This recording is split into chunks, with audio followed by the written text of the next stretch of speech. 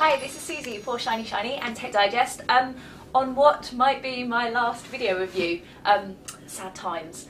However, I'm here today with the Pentax Optio W60, which is a waterproof camera.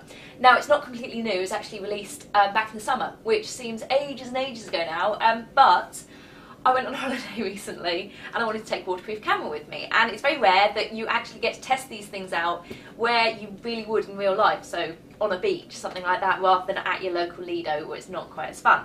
So I took it away to find out how it would perform. So first up, it's 10 megapixels, it's got a 5x optical zoom, all pretty standard. In terms of packaging, this is nice metal, there's some plasticky stuff up here, and it's got quite a strong SD cover and battery cover, obviously, because it has to be waterproof.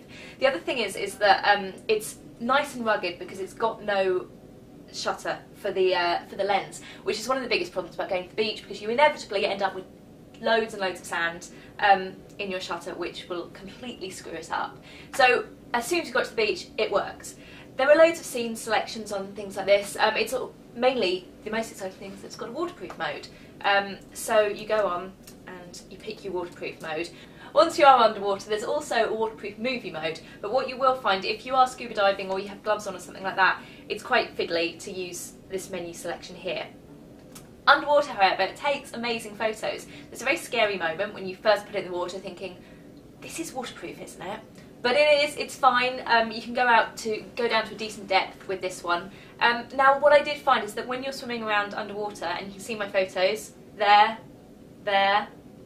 hopefully, you actually can't see the LCD screen at all once you're underwater.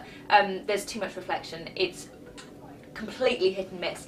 But what I'd recommend is that because it's 10 megapixels, point it in the general direction and then zoom afterwards once you've got your photo on the computer. It makes a lot more sense. And overall, I have to say, I fell in love with this camera on holiday. It takes really decent photos out of the water, which you want, but it really does come into its own if you're on a beach, scuba diving, snorkeling, something like that, or you're just concerned about getting sand in it and ruining it. I am absolutely... yeah, I would take this on holiday again. The battery lasted a whole week, which is amazing because we spent a ridiculous amount of time taking photos of monkeys and fish. So overall, 160 quid, Pentax Optio W60. If you are looking for a waterproof camera, get it.